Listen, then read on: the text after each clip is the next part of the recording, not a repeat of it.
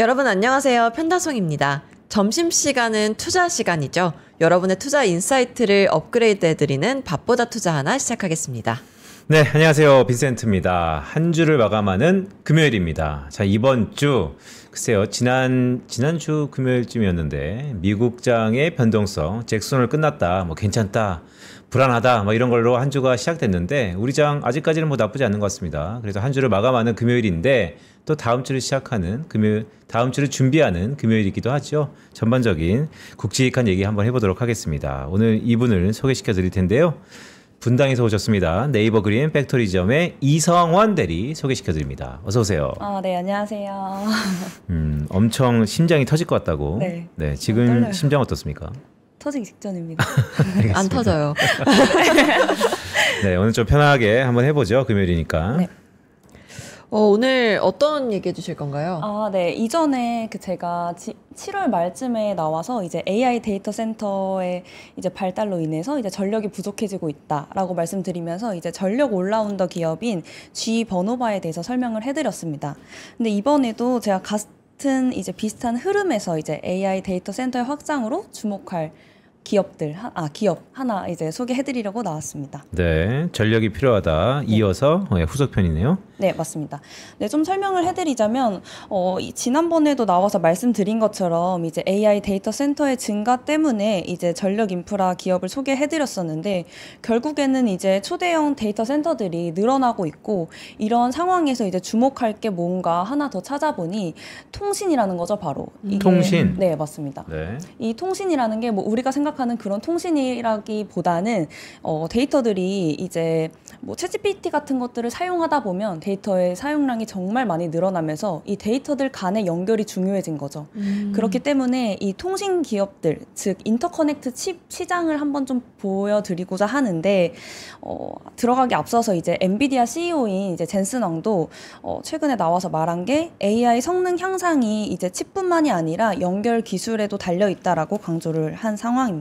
그러니까 이런 거네요. 그러니까 이번 주에 핫 이벤트가 엔비디아의 실적 발표였으니까. 네, 맞아. 그리고 엔비디아의 수익의 포트폴리오의 한 70~80%가 데이터 센터였고, 네. 근데 젠슨 왕이 얘기하는 것은 데이터 센터 안에서 데이터끼리의 커넥션, 인터커넥션, 칩 이것이 매우 중요할 거다. 네, 맞습니다. 이성원 대리가 저번부터 보면, 네. 그러니까 뭐 물론 좋은, 그러니까 산업과 종목을 보는 눈이 제 생각일지 모르겠으나. 겉으로 이렇게 드러난 것도 현상도 중요하지만 네. 그 근원을 좀 이렇게 보는 듯한 느낌이 있어요. 네, 맞아요. 그렇게 말씀해 주셔서 감사하고 사실 제가 이 시장을 소개해드리기 전에 이 시장을 소개하게 된 계기가 바로 저희 네이버 그린 팩토리점의 손님 덕분인데요. 그 네이버 제가 본사에서 이제 근무를 하거든요. 그러다 보니까 이제 네이버 직원분들이랑도 접촉이 좀 많은데 이제 네이버 직원분들 중에 한 분이 말씀해 주신 게 최근에는 이제 이런 시장의 흐름 때문에 이 연결 시장을 좀 봐야 된다라고 말씀을 해주셨어요. 일하시면서 아마 이 부분이 되게 중요하다라는 걸 알고 저한테 말씀해 주신 것 같은데 보니까 정말 좀 주목할 만한 시장이어서 제가 이어서 소개를 해드리도록 하겠습니다. 근데 인터커넥트 칩이라는 게 네. 다소 약간 생소할 수도 있는데 네. 조금 쉽게 설명하자면 뭐예요? 그러니까 데이터끼리의 커넥트를 이어주는 네. 내부적으로 이루어지는 뭐 칩? 맞습니다. 이렇게만 이해하면 되나요? 아니면 네, 좀 더 쉽게 부가 설명이 있나요? 말씀드리면 네. 이 데이터들이 여러 가지들이 이제 막 한 번에 몰리잖아요. 근데 이렇게 너무 많다 보니까 이제 신호가 제대로 안 통하는 거죠. 오히려 너무 많아서 이 연결들이 잘 될 수 있도록 이 칩들의 연결을 원활하게 풀어주는 이게 바로 인터커넥트 칩이다라고 생각을 해주시면 될 것 같아요. 이해했어. 뭐냐면 교통체증, 병목현상 왔는데 네, 맞아요. 교통경찰이구나. 네, 맞습니다. 오른쪽 왼쪽으로 딱딱 네. 해주는. 맞아, 설명해드리면 이 아래 그림 보시면 이제 바에 지금 장표 한번 보여주시면 아래 이제 왼쪽 바에 보시면 40%라고 해서 컴퓨터라고 적혀 있거든요. 근데 이제 밑에 회색은 60% 커뮤니케이션이에요.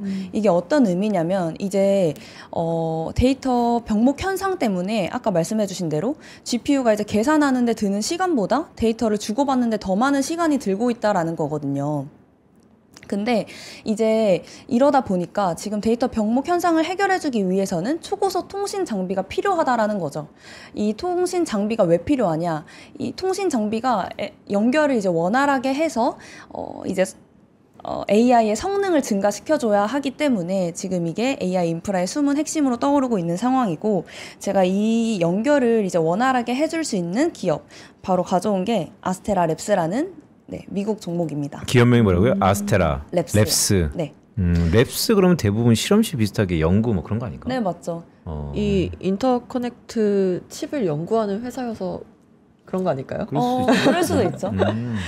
근데 이게 왜 이제서야 주목을 받기 시작한 거예요? 아, 네, 맞아요. 이게 지금 이제서야 주목하게 된 이유가, 사실 이전에는 저희가 이런 챗GPT 같은 거를 많이 사용하진 않았잖아요. 그래도 뭐 영상이나 아니면은 게임 같은 거 할 때 이제 사용을 했는데, 이러다 보니까 이제 CPU랑 GPU 같은 것들이 너무 많이 필요하진 않았던 거죠. 예를 들어, 제가 먼저 이걸 설명해드리고 갈게요. 뒤에서도 계속 나올 내용이라서, 이제 CPU는 중앙 처리 장치고 GPU는 그래픽 처리 장치잖아요.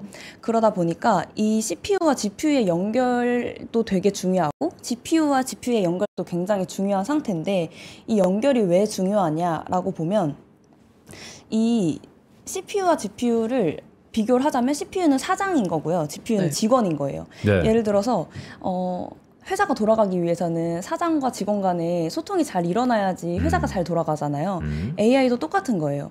근데 지금 아까 말씀드렸듯이 게임이나 영상 처리에서는 이렇게 뭐 GPU나 CPU가 많이 필요하진 않았는데, 지금 같은 시대에선 챗GPT-4가 돌아가기 위해서는, 지금은 5지만 4가 돌아가기 위해선 GPU가 수천 개가 필요하거든요.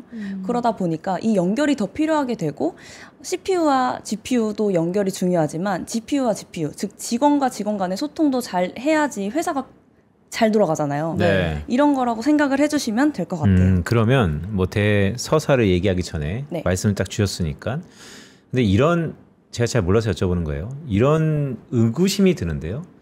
이게 그냥 기술이 발달돼서 안에 인터랙션 간의 커넥션이 필요 없이 그냥 하나로 다 끝나는 시대가 오면 안 되나? 오지 못하는 건가? 뭐 등등. 그런 부분에 대해서는 지금 아직 논의된 거는 제가 알기로는 없다라고 알고 있고, 이 안에서는 어쨌든 데이터들이 계속 쌓이다 보니 이 연결을 해소시켜준 애가 필요한 상황인 거죠. 네, 제가 마저 이제 설명해드려도 네, 될까요? 네. 그래서 이 그림을 먼저 좀 소개를 해드릴게요. 그 왼쪽에 보시면 인텔 보이시죠?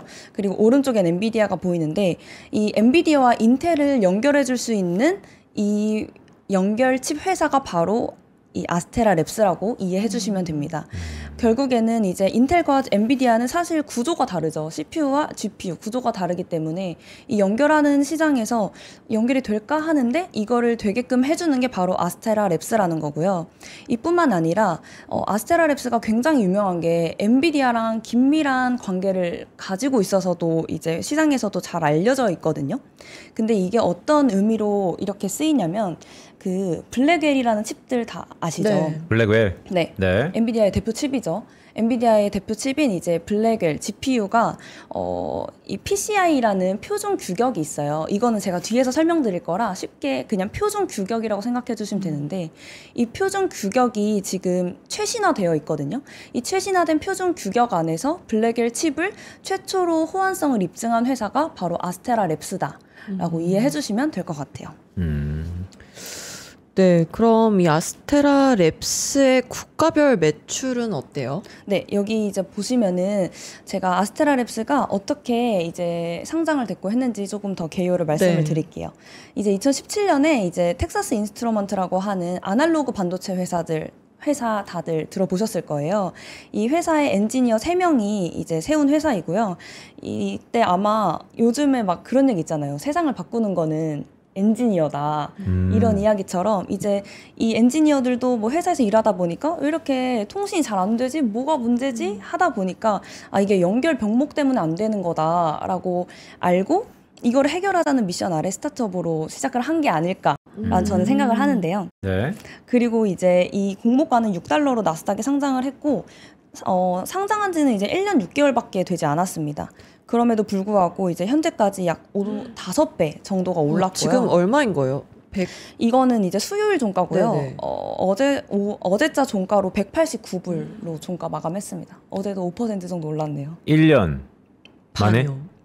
1년 반 만에? 네, 맞아요. 1년 반 만에 5배 정도 상승한 거죠. 그거를 왜 이제 갖고 앞으로 제가 더 어떻게 될지 한번 더 업사이드가 있다? 뭐 그럴 수도 있죠. 제가 봤을 때는 이 시장 자체가 네. 굉장히 중요한 시장이고 이 뭐 최근에 AI 버블이다라는 이야기도 많잖아요. 네. 이런 이야기가 많은 상황에서 이런 종목들 하나 알고 있으면 나중에 투자에 도움이 되실까 싶어서 한번 소개해드리려고 가져왔습니다. 좋습니다. 네. 아까 이제 편다송 아나운서께서 말씀하신 것처럼 국가별 매출 비중은 이제 대만에서 68% 정도 나오는데요. 이 대만에서 68% 나오는 게 사실 좀 특이하죠. 왜냐면 이 회사의 고객사는 대부분 미국에 있거든요.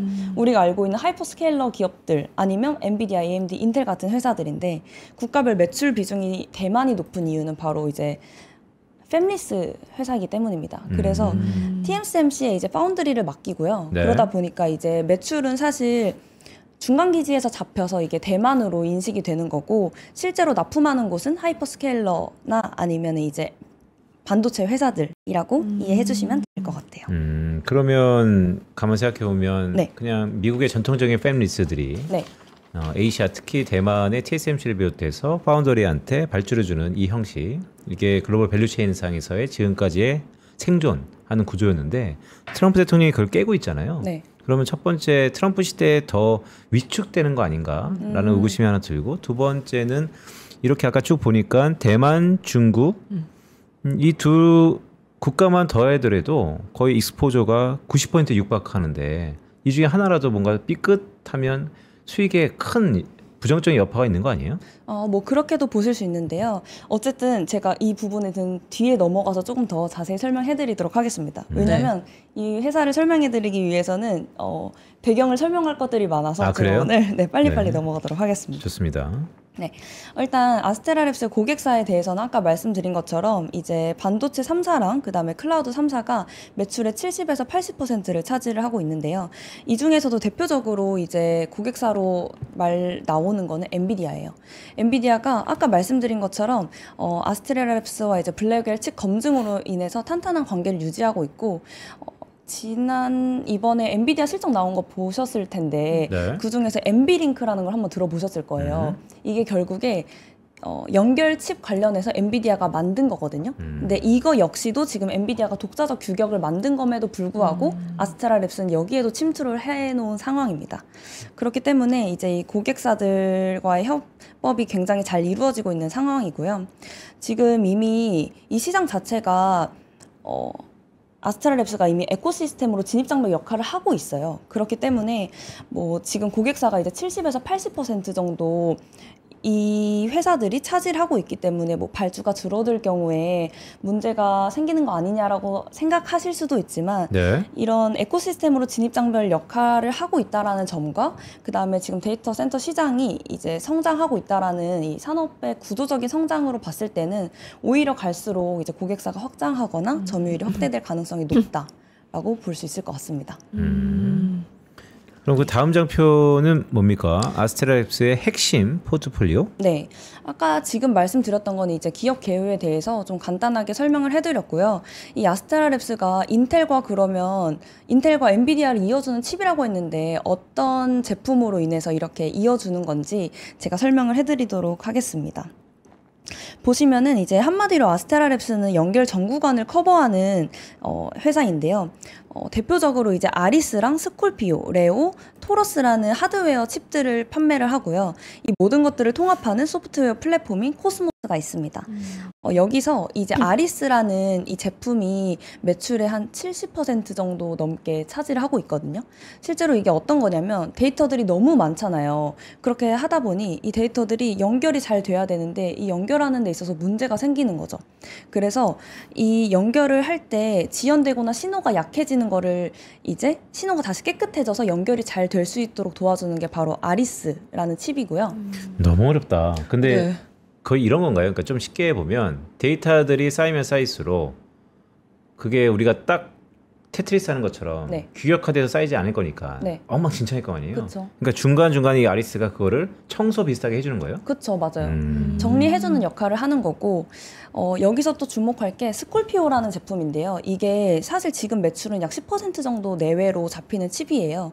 그럼에도 불구하고 이 스콜피오에 지금 회사도 집중을 하고 있는 상황인데, 이게 뭐냐면 앞에서 말씀드린 아리스는 이제 신호를 정리해 주는 거잖아요. 네. 근데 얘는 이제 만약에 데이터들이 흩어져가지고 여러 방면으로 이렇게 흩어져 있을 때 너 거길 아냐, 이 길로 가야 돼. 라고 길을 잡아주는 네, 거예요. 맞죠. 교통관제 역할을 하는. 미아 찾기? 맞아요. 청소해주고 미아 찾아주고. 네, 맞습니다. 이런 대표 기업, 이 대표 제품들 먼저 제가 안내를 해드리고, 이 제품들에 대해서 제가 두 가지를 조금 더 깊게 설명을 해드릴 건데, 그 전에 이 아스테라랩스의 제품을 이해하기 위해선 이 PCI라는 거를 이해를 하셔야 되거든요. 이름부터 어렵죠. PCI요? 네. 이게 뭐예요? 이게 뭐냐면 이제 CPU랑 뭐 GPU, SSD 같은 부품을 연결하는 초고속 데이터 통신의 표준 규격이에요. 이렇게 말하면 너무 어렵잖아요. 그래서 이걸 쉽게 설명을 해드리면 데이터가 오가는데 그 고속도로 안에서 오가는데 그 고속도로의 규격을 정해주는 게 PCI예요. 약간 공통 단위 막 이런 건가요? 어떻게 설명해드리냐면 고속도로에서 네. 지을 때 몇 차선으로 지을지 그리고 속도는 몇으로 해야 될지 정하잖아요. 이 규격 자체를 PCI라고 하는 거죠. 표준 규격이라고 보시면 됩니다. 그러니까 4차선에 120km 리밋 네, 이렇게 맞죠. 딱 하는 것처럼. 네.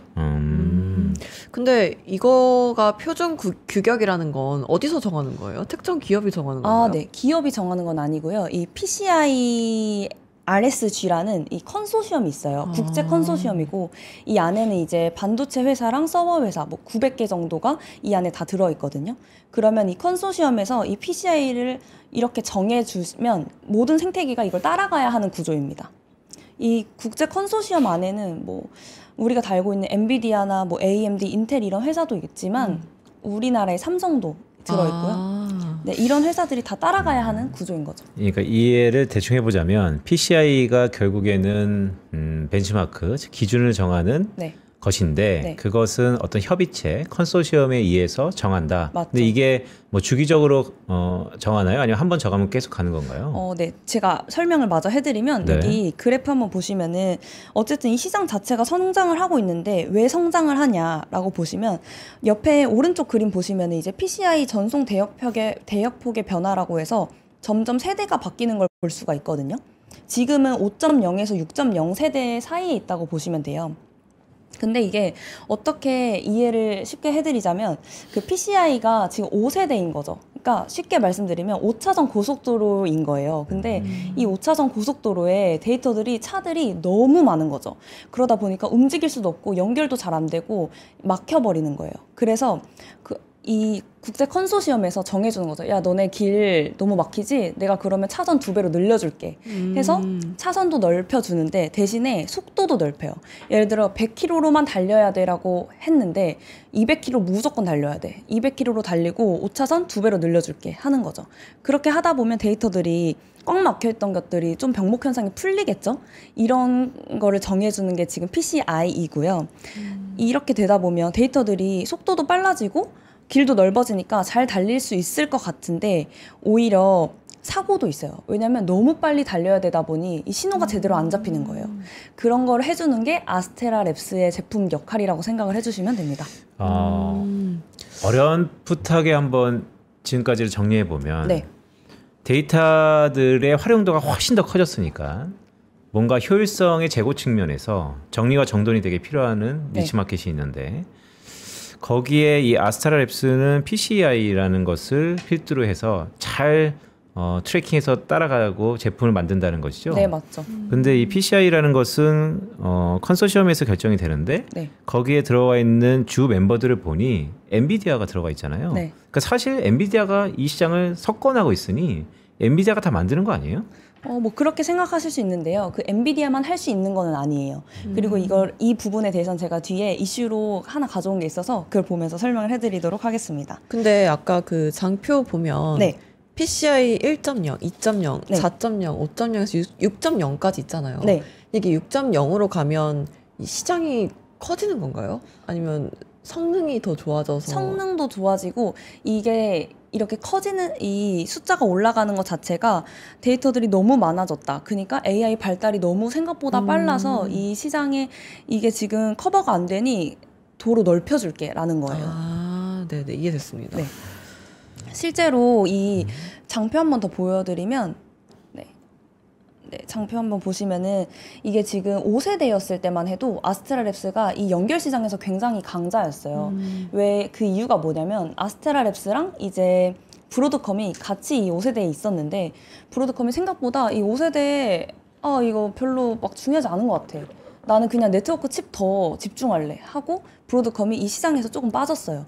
근데 그에 반면 아스테라랩스는 계속 이 시장에 투자하고 남아 있었거든요. 그러다 보니 이게 유일한 강자였던 거죠. 아, 약간 삼성전자와 SK하이닉스, HBM 갖고 얘기하는 거와 비슷하구나. 네, 맞아요. 존버는 성공한다 이런. 그럴 수 있죠. 근데 갑자기 욕하는 줄 알았어. 깜짝 놀랐어. 근데 이제 지금 5세대까지만 하더라도 이제 아스테라랩스가 유일한 강자였는데 이게 너무 빠르게 6세대로 변환을 하고 이제 브로드컴도 이거 아닌데? 나 괜히 빠졌다. 나 빨리 들어가야 돼 하고 지금 지금 세대가 바뀐 거에 따라서 진입을 준비하고 있는 거죠.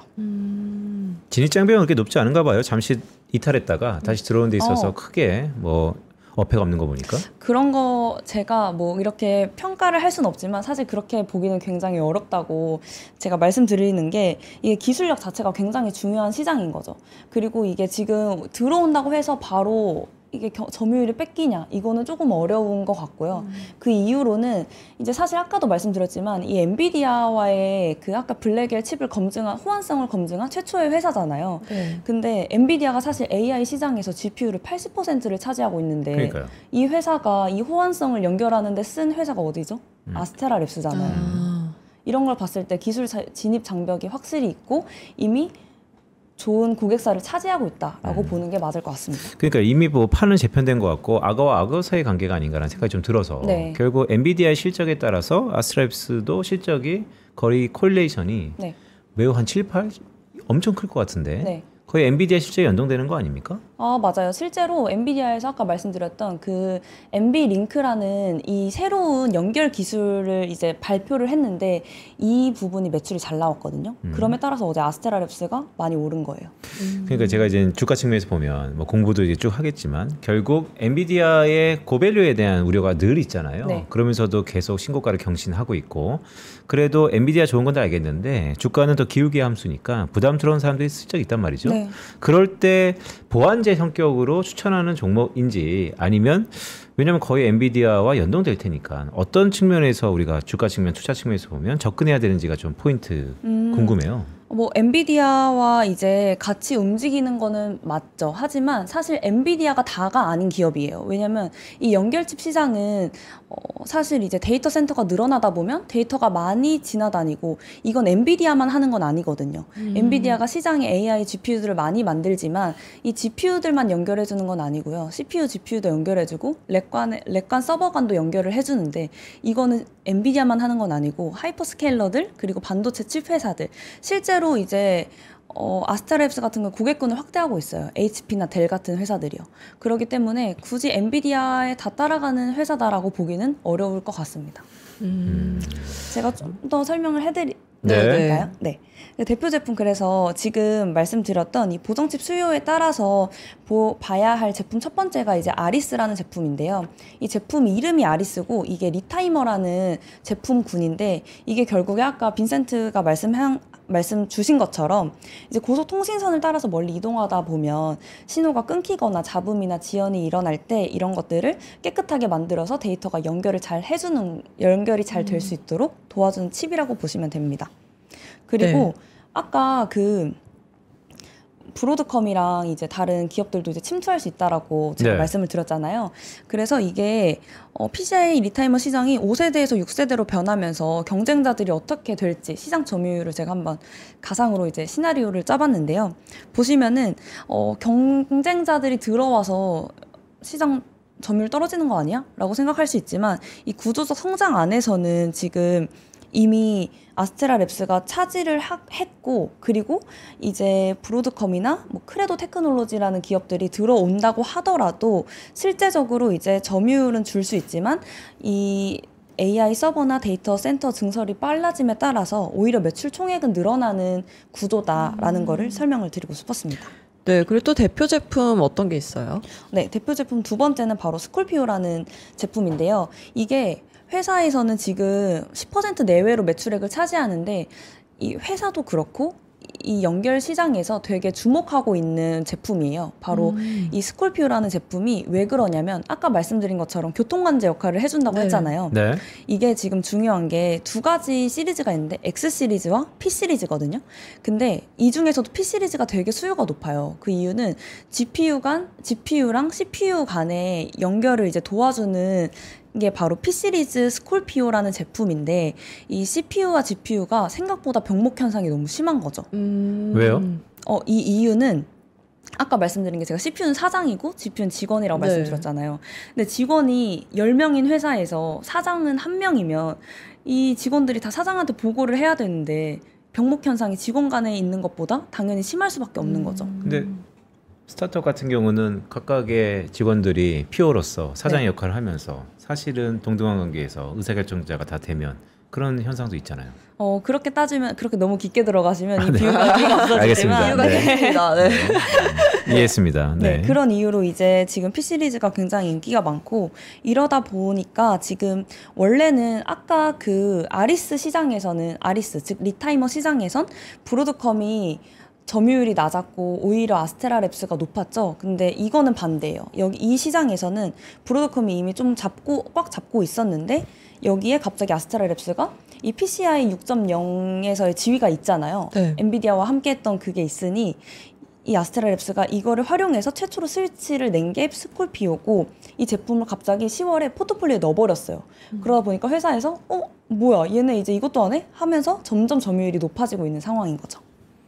경쟁사는 어디 있습니까? 마벨도 이런 거 하는 것 같던데. 네, 맞아요. 브로드컴도 있고 마벨도 있고 크레도 테크놀로지도 있는데요. 보시면은 이제 아까 제가 계속 말씀드렸던 게 이제 브로드컴 이야기를 많이 드렸잖아요. 근데 실제적으로 브로드컴과 마벨도 하긴 하지만 이 둘은 약간 종합 반도체 역할이 더 커요. 이 브로드컴 같은 경우에는 이제 스위치 시장에서, 즉 스콜피오 시장에서 점유율은 있지만 AI에 특화된 건 아니거든요. 마벨 역시도 비슷해요. 근데 지금 제가 말씀드렸던 건 브로드컴을 많이 말씀드렸지만 실제로 이제 아스트라랩스에 같이 이제 이야기 나온 종목은 바로 크레도라는 기업이거든요. 크레도 테크놀로지라는 기업입니다. 근데 이 회사가 왜 많이 같이 이야기가 되냐면 아스테라랩스와 크레도는 완전 AI 인터커넥트 칩에 전문화된 시장이에요. 그렇기 때문에 이 기업이 지금 같이 이야기가 많이 나오는데 조금 다른 거는 크레도 테크놀로지는 초저전력 인터커넥터 칩을 만들어요. 즉 이게 무슨 말이냐면 신호를 연결하는데 신호를 연결하는데 도와주는 이 칩이 되게 저전력이라는 거죠. 네. 제가 저번에 말씀드린 것처럼 전력이 되게 중요하다 했잖아요. 효율성이구나. 그쵸. 근데 이게 저전력 칩이다 보니 인기가 많을 수밖에 없고 성능은 동일하거나 더 나은데 네, 전력은 저전력이다. 그래서 이렇게 생각하실 수 있잖아요. 그러면 크레도 테크놀로지 보면 되는데 왜 아스테라랩스를 가져왔어? 이렇게 생각하실 수도 있죠. 네, 잠깐. 그렇게 생각해요. 그렇죠. 맞춰보고 싶다. 왜 그럴까? 맞춰보고 싶다. 잠깐만. 그러니까 동일한 제품에 있어서 훨씬 더 효율적임에도 불구하고 네. 아직은 마켓쉐어가 아스트라랩스보다 안 되는 거잖아요.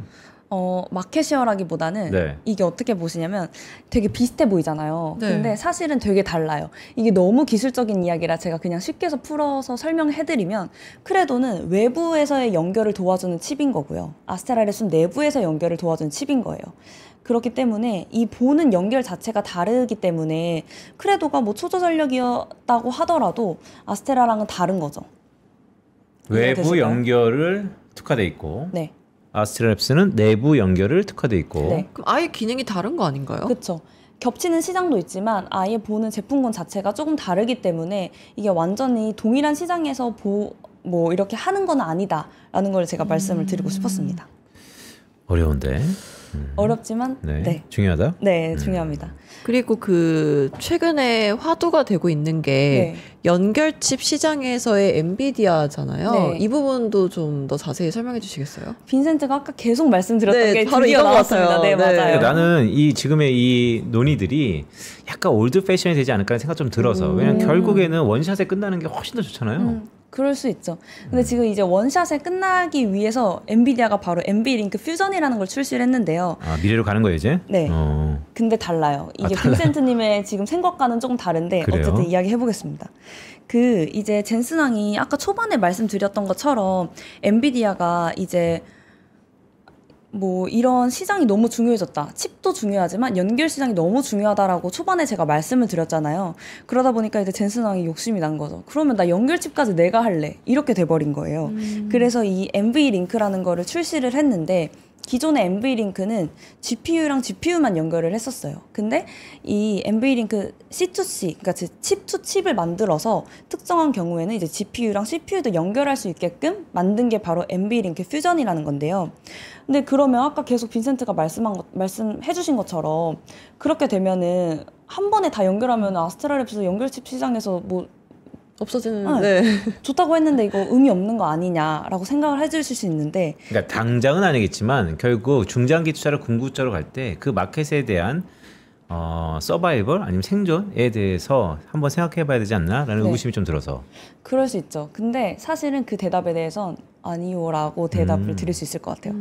그 이유는 이 엔비링크 자체라는 거는 엔비디아 생태계 내부 전용이에요. 그렇기 때문에 되게 폐쇄적인 구조로 지어진 거고 실제로 이게 엔비링크라는 거는 폐쇄용을 쓰는데 하이퍼스케일러들 입장에서는 이제 CPU랑 GPU 뭐 이런 것들을 조합을 할 때 엔비디아 것만 쓸 수 있는 건 아니거든요. 그렇기 때문에 이 상황에선 엔비디아 독자적 규격이 필요한 게 아니라 개방형 표준이 필요한 거죠. 아까 말씀드린 것처럼 PCI 시장 같은 이 표준 규격에서 이제 해야 되기 때문에 엔비디아의 독자적 규격은 엔비디아만 쓸 수 있는 거예요. 그래서 지금 더 말씀을 드리면 엔비디아가 이런 독자적 규격을 냈는데 엔비디아를 뺀 회사들도 그러면은 인터커넥트 표준 우리가 만들게 하고 AMD, 인텔, 구글, 뭐 마이크로소프트, 퀄컴, 브로드컴에서 이제 개방형 인터커넥트를 같이 발표를 해요.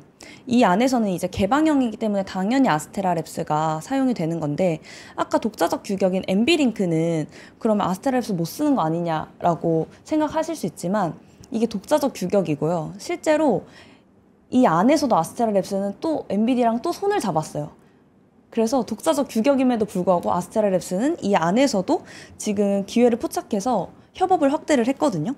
이게 보시면 지금 말로 설명하면 되게 이해가 어렵잖아요. 근데 이 그림으로 한번 보시면 조금 이해가 빠르실 거예요. 엔비링크라는 거는 엔비디아 큰 건물 안에 있는 사내 전용 엘리베이터인 거예요. 그래서 이 안에서 엔비디아 칩들만 이제 움직이는 거고 그렇기 때문에 독자적 규격인 건데 이 안에 어떻게 아스테라랩스가 침투를 했냐면 아까 말씀드린 대표 제품인 아리스와 스콜피오 있죠. 이 제품들이 엘리베이터가 이제 움직이고 막 GPU들이 다니는데 신호가 잘 끊기지 않고 도와주는 역할을 하는 게 바로 아리스랑 스콜피오인 거고요. 네. 그리고 지금 엔비디아의 독자적 규격 말고 UA링크 이거는 이제 개방형인 거죠. 개방형 표준 규격이기 때문에 이 안에서 이제 모든 데이터들이 다 다닐 수 있고 이 데이터들이 잘 다닐 수 있게 도와주는 게 아리스와 스콜피오가 여기서도 역할을 하고 있다라는 겁니다. 오히려 이게 개방형이냐 아니면 전용이냐를 차치하더라도 데이터끼리의 커넥션과 등등이니까 오히려 개방형이 훨씬 더 효율적이겠죠. 근데 개방형은 왠지 보안 이런 거에 좀 노출되지 않을까 생각 드는데. 그럼에도 불구하고 지금 이 보안 문제라기보다는 지금 연결칩 시장 자체가 더 중요하다라는 거죠. 그렇기 때문에 제가 보안 부분에 대해서는 솔직히 어떻게 지금 보완이 되고 있는지는 말씀드리긴 조금 어려울 것 같고요. 이 연결칩 시장 안에서는 굉장히 중요하고 이 여러 데이터들을 합산하는 데 위해서는 개방형을 쓰는 게 맞다라는 거를 조금 더 말씀드리고 싶었습니다. 알겠습니다. 자, 아스테라랩스가 어쨌든 두 가지의 대표적인 포트폴리오를 갖고 있고 제품들을 갖고 있고 전용이냐 개방형이냐라까지 쭉 왔는데 숫자 한번 볼까요? 뭐 매출들의 숫자는 어때요? 네, 지금까지 이제 이렇게 데이터들이 연결을 잘 도와주는 아스테라랩스의 그 기술적인 부분을 좀 설명을 네. 해드렸다면 이제 한번 실적을 말씀드려볼게요. 이 실적은 한마디로 표현해서 매우 좋습니다. 이번에 보시면 매출도 왼쪽 맨 위에 그래프부터 보시면 25년 대에서부터 이제 매출이 이제 흑자가 났고요. 매출, 영업이익, 그다음 마진 모두 다 오르고 있는 상황이고 이제 부채 비율도 보시면 여기 두 번째 그림의 부채 비율인데 이게 24년 3월에 상장을 했잖아요. IPO 자금 때문에 이제 부채 비율도 굉장히 안정화되어 있는 상황이고 현금 흐름도 나쁘지 않습니다. 그리고 중요한 게 바로 이제 실적인데 이 EPS 실적이 항상 예상치보다 훨씬 잘 나왔어요. 늘 비트했습니다. 이유가 있어요? 네, 실제로 이제 그 아스트라랩스 같은 경우에 그 가이던스를 낮게 내는 거는 아니에요. 네. 가이던스를 낮게 내지 않아도 이 실적이 늘 잘 나왔던 이유는 바로 이 수요가 더 크다는 거죠. 생각했던 것보다. 그리고 아까 말씀드렸던 그 스콜피오 제품이 이 생각보다 시장에서 더 많이 부각이 받고 있고 이러다 보니 지금 제품이 잘 팔리고 이 하드웨어 제품이 잘 팔리다 보니 이 하드웨어 제품을 다 통합해서 관리해주는 소프트웨어 플랫폼까지 매출이 늘어나고 있는 거죠. 그래서 지금 EPS나 뭐 어닝 서프라이즈가 지속되고 있는 게 아닐까라고 생각을 합니다. 실제로 이제 2분기 실적 한 번 더 좀 짧게 설명해 드릴게요. 2분기 네. 실적은 8월 5일에 나왔고요. 2분기 실적 보시면은 이제 CEO분이 말씀해 주신 거 보면 전년 대비 150% 올랐고요. 직전 분기 대비해서 20% 성장을 기록을 했습니다. 총 마진도 76%나 돼요. 정말 높죠. 이 높은 숫자인데 네. 이 마진율이 76%나 된다. 이유가 있나요? 이제 총 마진 76%라는 건 사실 이제 100원에 판매하면 76원이 남는다라는 거잖아요. 근데 아까 말씀드렸던 것처럼 아스테라랩스는 이제 팹립스 구조죠. 그렇기 때문에 공장이나 공장이나 이제 설비 같은 고정비가 줄고 그러다 보니까 원가율도 낮죠. 이뿐만 아니라 이게 고부가 가치 제품인 게 데이터 센터에서 없으면 안 되는 역할을 하기 때문에 가격 협상력도 굉장히 높아요. 그러다 보니까 총 마진은 76%고 이번에 엔비디아 실적 발표했을 때 보니까 마진이 72% 네. 나오더라고요. 이 회사는 엔비디아보다는 작지만 뭐 구조적 이익률이나 아니면 제품의 포지셔닝으로 봤을 땐 엔비디아만큼 가치 있는 회사다라고 볼 수 있을 것 같습니다. 그럼 이 회사 2분기 실적 발표 이후에 주가 추이가 좀 어땠나요? 네. 보시면 실제로 이 장표 한번 보여주시면 이 당일날 바로 28% 상승을 했는데요. 이게 실적이 아까 말씀드린 대로 계속 잘 나왔다고 말씀을 드렸잖아요. 실적 잘 나온 거는 그래 잘 나올 수 있어지만 그 다음 분기 어닝에 대한 가이던스도 엄청 높게 잡은 거죠. 그렇기 때문에 그 당일날 굉장히 상승을 했고요. 이거 보시면 그래프만 봐도 되게 가파라 보이기도 네. 하고 실제로 제가 아까 초반에 상장하고 5배 올랐다고 하는데 그러면은 이제 이 밸류에이션에 대해서도 궁금하실 것 같아요. 그래서 기업 가치 평가 어떻게 되고 있는지 좀 말씀드리면 실제로 이제 연초 이후에 이 주요 기업의 주가 비교이거든요. 보시면 왼쪽 그림 보시면은 이제 아까 말씀드렸던 경쟁사 크레도 테크놀로지랑 그때 브로드컴이 있습니다. 크레도 테크놀로지는 86% 올랐고요. 연초 이후에. 그리고 브로드컴은 35%나 올랐습니다. 네. 아스테라랩스는 45% 올라서 이제 비교적 높은 수익률을 나타내고 있는 거는 맞죠. 근데 이게 너무 많이 올라온 거 아니냐 생각해 주실 수 있을 것 같아요. 근데 이게 제가 KB증권에서 나온 레포트를 한번 보니까 굉장히 좋은 내용 같아서 가져와 봤는데요. 오른쪽에 이제 그래프 보시면 이게 매출 성장성을 반영한 기업 가치예요. 이 아스테라랩스 같은 경우에 향후 3년 매출 성장률이 약 50%, 50.7%거든요.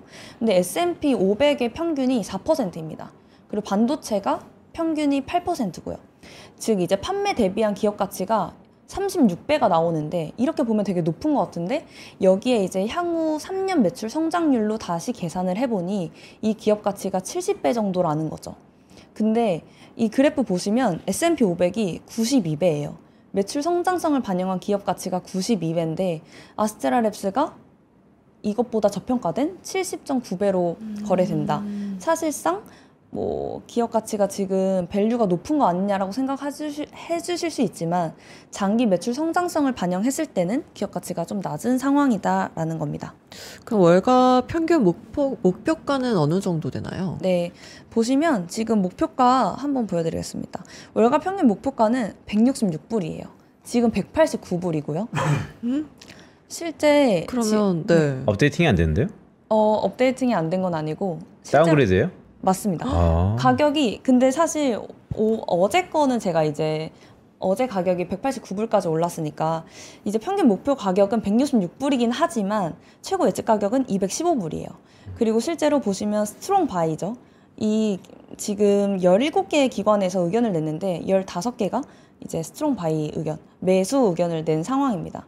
이뿐만 아니라 에버코어 ISA나 JP 모건 같은 경우에는 계속 말씀드리는 이 스콜피오라는 P 시리즈의 수요 확대를 근거해서 목표가를 상향을 했고요. 사실 이렇게 보면은 목표가보다도 높은 기업인데 너무 밸류 높은 거 아니냐라고 생각해 주실 수 있을 것 같아요. 그럼에도 불구하고 제가 오늘 소개드린 이유는 이 AI 데이터 센터 확장에서 전력 말고 계속 전력을 말씀드리지만 어쨌든 봐야 할 시장 중에 하나가 바로 연결칩 시장이라고 저는 생각을 하거든요. 이런 상황에서 AI 때문에 버블 이슈도 있고 하지만 이 AI 시장 자체를 놓쳐서는 안 된다라는 거죠. 그렇기 때문에 이런 기업들 하나 정도는 알고 계시면 네, 도움이 될 것 같아서 소개드려봤습니다. 그러니까 이제 그 시장이 괜찮을 것 같아요. 근데 네. 문제는 기업이 아스트라랩스를 갖고 오셨으니까 이 기업이 마켓시어가 1등? 그쵸, 이 인 시장에서. 기업이고, 네, 그러니까 결국 이 시장을 대변한다고 보고 프락시라고 보고, 그런데 최근 월가에서의 타겟 프라이싱보다도 가격이 높아졌고, 네. 그럼 이제 앞으로 월가의 목표치가 높아질 거라고 보시는 거죠? 네, 맞습니다. 실제로 어제 주가가 오른 것 중에 하나가 이제 엔비디아에서의 그 엔비링크 부분에 매출이 잘 나온 것도 있지만 기관 투자자들이 계속 매수를 하고 있는 상황이에요. 이런 것들 한번 고려해 보셔가지고 기업 한번 살펴보시면 좋을 것 같습니다. 네, 그럼 결론적으로 이 아스테라 랩스에 대한 투자 의견을 짧게 정리해 주신다면 어떻게 정리해 주실 수 있을까요? AI 버블 때문에 논란이 있어도 봐야 하는 기업이라고 생각합니다. 부침이 있지만 결국 핵심 시장 중에 하나고 그 시장을 흔히 우리말로 씹어먹는 그런 기업이다라는 말씀이죠. 알겠습니다. 자, 지난번에 오셔가지고 이런 공약하셨어요. 내 조회수가 편집돼서 올라갔을 네. 때 10만이 넘으면 또 재즈에 또 일가견이 있으니까 노래 부르러 줄 거다. 여전히 유효한가요? 아, 유효하죠. 알겠습니다. 10만이요. 네, 10만 가자 뭐 그런 건데 알겠습니다. 자, 오늘 이성원 차장과 아스트라 랩스에 대해서 한번 이성원 살펴봤습니다. 대리입니다. 아, 네. 승진을 많이 죄송합니다. 네, 이성원 대리와 아스트라 랩스에 대해서 알아봤는데요. 사실 조금 어렵다라고 할 수 있겠지만 저번에 전력도 그렇고 데이터가 확대되는 시장에서 이 환경에서 매우 중요한 시장이었고 또 그것의 가장 최우선 기업이다라는 말씀을 드립니다. 다음번에도 좋은 종목으로 다시 봤으면 좋겠네요. 이성원 대리와 함께했습니다. 고맙습니다. 감사합니다. 부장님, 요즘 입맛이 통 없어요. 왜? 요즘 투자가 다 안 되나 봐? 제가 산 것만 떨어져요. 어떻게 하죠? 그렇다면 밥보다 투자 공부해보는 건 어때? 매일 오전 11시 남들보다 한 발 앞서가는 당신을 위한 든든한 투자 정보가 찾아옵니다. 지금 꼭 사야 할 핵심 종목과 시장의 향방에 대한 명쾌한 예측, 미리 준비해야 할 투자 트렌드까지 꾹꾹 눌러 담아드립니다. 밥보다 더 든든한 계좌를 원하세요? 밥보다 투자 하나 많은 시청 부탁드립니다. 남다른 수익을 원하세요? 한 발 더 앞서가고 싶으세요? 시간은 없고 매일 둘이 뭉실한 정보만 주는 투자 방송에 지치셨나요? 점심시간 딱 1시간만 더 투자해보시는 건 어떠세요? 진짜 돈 되는 정보, 진짜 투자하는 사람들의 이야기를 들려드립니다. 매일 오전 11시 남들보다 한 발 앞서가는 당신을 위한 든든한 투자 정보가 찾아옵니다. 지금 꼭 사야 할 핵심 종목과 시장의 향방에 대한 명쾌한 예측, 미리 준비해야 할 투자 트렌드까지 꾹꾹 눌러 담아드립니다. 밥보다 더 든든한 계좌를 원하세요? 밥보다 투자 하나 많은 시청 부탁드립니다.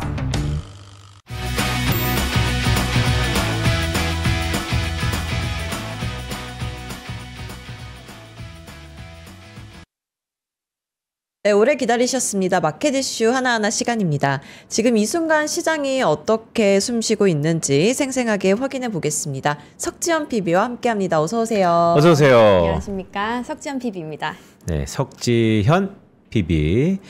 저희 하나증권 내부에서 석지현 PB 좀 계속 보고 싶습니다라는 여론이 너무나 커서 이분이 여러분 대구에 계세요. 대구에. 그래서 대구 범어동 지점의 석지현 PB인데 그래서 매주 부를 수는 없고 저희가 2주 만에 불렀는데 자 석지현 PB 2주 만에 어때요? 서울 다시 올라오니까.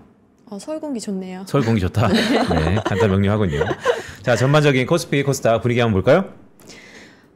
서울 공기는 좋은 반면에 코스피와 코스닥은 지금 지루한 장세를 보이고 있습니다. 코스피는 전일 대비해서 마이너스 0.23% 내린 3,188.98포인트 지금 유지하고 있고요. 조금 하락 출발했습니다. 코스닥 같은 경우에는 796.62포인트로 전일 대비 0.23% 하락 출발했습니다. 달러는 원달러 환율 보시면 1387.40원이고 그리고 수급 보시면 거래소에서는 지금 외국인은 팔고 있고요. 개인이랑 기관은 조금 매수를 하고 있는 모습이고 코스닥은 반면 코스닥도 거래소와 비슷하게 외국인은 조금 팔고 개인 기관은 매수를 하고 있는 상태입니다. 네, 코스피, 코스닥 모두 장 시작했을 때보다 조금씩 하락을 하고 있는데요. 지금 이 순간 오르고 있는 종목은 어떤 게 있나요? 오늘은 아무래도 조선 기자재주들이 힘을 받아서 올라가고 있는 모습입니다. HTS 보여주시면요. 지금 중간 부분에 있는 쪽이 조선 관련주들인데, 그냥 일반 조선주는 HD 현대중공업은 조금 상승을 하고 있지만, 피팅이나 보냉 아니면 엔진 쪽 기업들이 많이 상승하고 있습니다. 아무래도 마스가 기대감의 인화전공이나 세진중공업 같은 관련주들이 오름세를 보이고 있고요.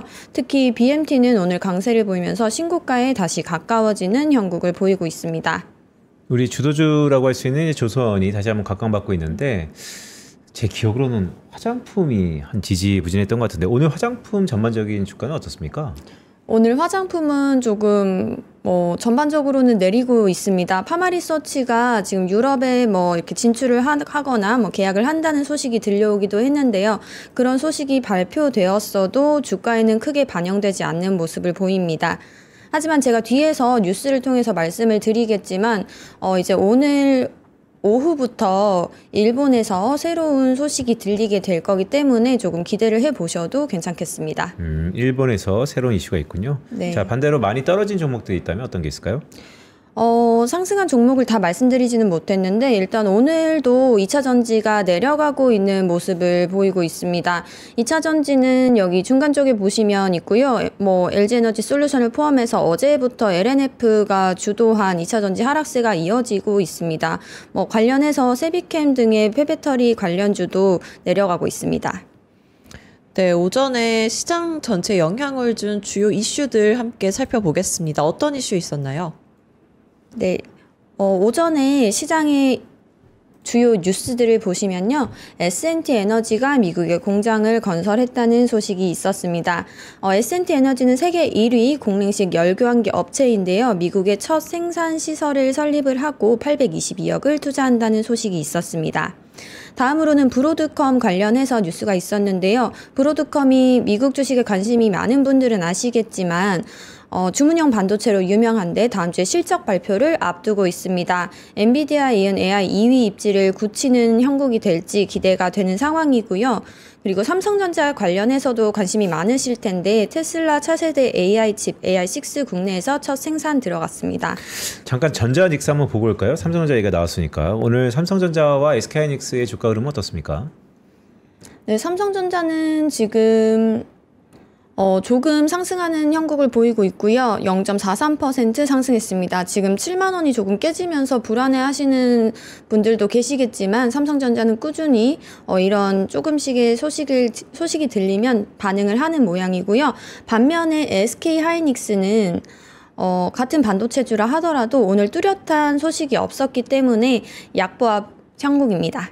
그러니까요. 이제 이번 주에 엔비디아 실적 발표, 결국 엔비디아의 밸류체인 상에서 SK하이닉스가 있으니까 데이터 센터를 확충한다. 근데 중국과의 이슈가 녹록치 않다. 이런 걸로 SK하이닉스 주주분들이 노심초사하는 것 같은데 전반적인 아까 오전장 뉴스 보니까 삼성전자, 테슬라 차세대 AI 칩 이게 테슬라의 선물인 거잖아요. 삼성전자한테. 그럼 네, 그 뒤로 삼성전자의 최근에 바라보는 주가의 긍정적인 뷰들이 많이 나타나고 있나요?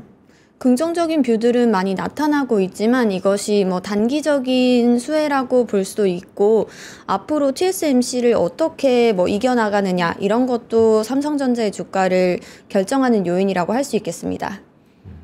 네, 그럼 이제 오후장 전략 한번 세워볼 텐데요. 오후에 주목해야 될 포인트 어떤 게 있을까요?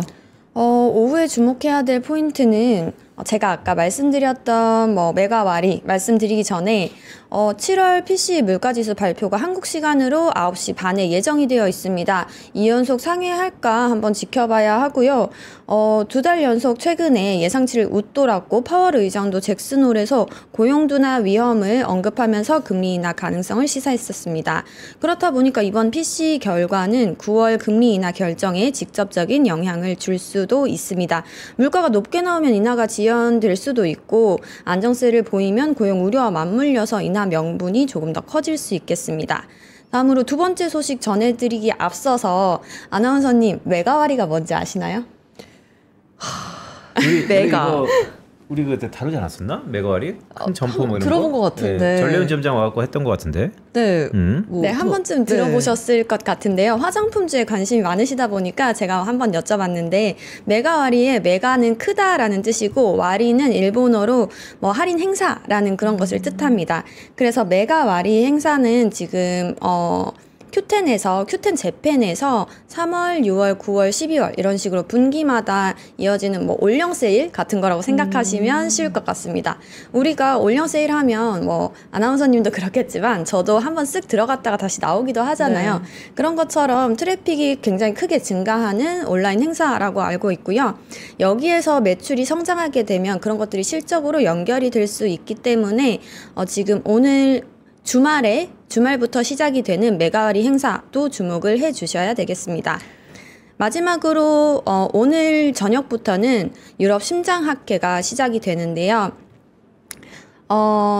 ESC 2025는 스페인 마드리드에서 열리고 주제는 글로벌 헬스입니다. 국내 기업 뷰노가 AI 기반 심전도 분석 연구를 발표하게 되고 노보노디스크도 비만 치료제의 심혈관 예방 효과 데이터를 공개할 예정입니다.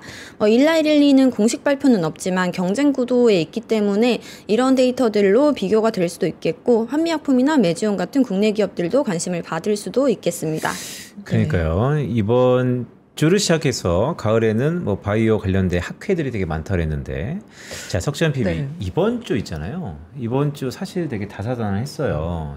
지난주 일주일 전으로 복귀해 보면 잭슨홀 이후에 또 상법개정 두 번째, 세 번째 버전이 있고 노랑봉투법도 있고 이번 주 한번 쭉 훑어보면 어땠어요 올해부터? 이번 주 화면 보여주시면요. 근데 이 네. 토다보기가 뭐예요? 저 아까 토바보기인데 토바보기. 여기 네. 다시 한번 이제 일정을 꼼꼼하게 뜯어본다라는 의미입니다. 순 우리말이고요. 정말요? 네. 사투리인가? 저 처음에 사투리 아니고 애플에서 네. 애플에서? 네, 애플에서 광고 문구로 토바보기라고 쓰면서 굉장히 유명해진 순 우리말입니다. 그럼 석지연 PB만의 악센트로 토바보기는 뭐 달리 불립니까? 다시 보기? 다시 보기? 네, 좋습니다. 네, 이번 주 어땠는지 한번 주 초반부터 왼쪽에서부터 보시면 될 것 같은데요. 노랑봉투와 로봇을 떼놓을 수는 없겠죠. 노랑봉투법이 이제 통과가 되면서 그래도 뭐 여러 가지 분쟁에 있어서 로봇은 뭐 파업을 하지 않을 것이다라는 기대감 때문에 로봇이 계속 올라가기도 했는데요. 노동력을 대체할 로봇 수요가 더 빨리 늘어나지 않을까라는 기대감이 조금 더 이어지고 있는 형국이고요. 현대차의 로봇계가 뭐 미국 오디션 프로그램 아가텔이라고 줄여서 부르기도 하는데 아메리카 갓 탤런트 본선 무대에서 저는 못하거든요. 텀블링 안무를 선보였다고 하더라고요.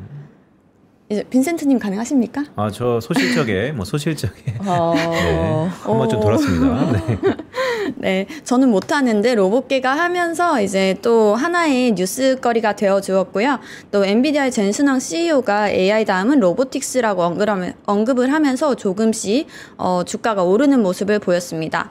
다음으로는 한미 정상회담이 있었습니다. 이것도 빼놓을 수 없는 재료 중에 하나였는데요. 근데 소문이 너무 많이 나가지고 먹을 건 딱히 없었다라는 평가가 있었습니다. 다음으로는 현대중공업과 HD 현대미포가 합병 결정을 했는데요. 그 그룹 지주격으로 HD, 현대조선해양이 격상이 되면서 합병 시너지와 지배구조 재편 기대감이 반영되어서 주가가 탄력을 받는 모습을 보였습니다. 마지막으로 아까 말씀하셨던 엔비디아 실적 발표 빼놓을 수 없겠죠. 지금 전교 1등이 99점 받아왔는데 엄마가 추가 점수도 받아오지 130점 왜 못 받아왔냐고 하는 그런 상태라서 조금 아쉽기는 했지만 실적 자체는 훌륭했고 중국 관련 불확실성이 겹쳐서 주가는 조금 내렸지만 앞으로 예정되어 있는 브로드컴 실적 발표 기대해 볼만 할 것 같습니다. 네, 그리고 오늘 금요일이잖아요. 네. 다음 주 전략을 오늘 세우면서 좀 준비를 해봐야 될 것 같은데 다음 주 일정은 어떤 게 있는지 한번 짚어주시죠. 다음 주부터 9월입니다, 여러분. 다음 그러게요? 주에는 9월 1일 바로 시작인데요. 제가 제일 중요한 거 하루에 하나씩만 이렇게 가지고 왔거든요. 제일 주초에는 한국 8월 수출입 데이터가 나오고요. 우리나라처럼 내수가 약한 나라에서는 수출이 Q, 그러니까 판매량을 높이는 핵심 동력이자 성장의 지표라고 할 수가 있겠죠. 특히 요즘은 K라는 브랜드가 붙은 종목들이 글로벌리 인기를 받고 주목을 받는 만큼 수출입 데이터의 중요성이 커지고 있고요. 또 흥미로운 점은 실제로 이 데이터를 기반으로 운용되는 ETF도 있는데 알고 계셨을까요? 네. 해당 몰랐어요. ETF에 투자하시는 분들도 수출 비중이 높은 종목 투자하고 계시는 분들 주목해 주셔야겠고요. 이어서 9월 3일과 9월 5일에는 미국 연준 베이지북과 미국 8월 고용보고서가 발표가 됩니다. 오늘 밤 예정된 PCE 물가 지표와 함께 9월 FOMC 회의에 어떤 영향을 미칠지가 관건이 되겠습니다. 그러니까요. 화면 보시는 것처럼 항상 캘린더 데이로 주초가 매우 중요하죠. 더구나 이번 주초에 발표되는 미국의 거시경제 지표는 9월 FOMC를 앞두고 마지막 점검하는 거니까 5일날 미국의 8월 고용지표. 8월달은 계절적으로 비수기라서 둔화될 것 같은데 과연 어떻게 해석하는지 등등이 좀 궁금하네요. 자, 그렇다면 마지막으로 오후장 투자 전략. 석지연 PB가 한다니까 좀 궁금해지는데 한마디로 정리해 주신다면? 한마디로 정리하면 제가 데이터를 계속 보라고 말씀을 드리잖아요. 이런 작은 데이터들이 가랑비라고 생각을 합니다. 그래서 저는 한마디로 가랑비에 옷 젖는 줄 모른다 말씀드리고 싶습니다.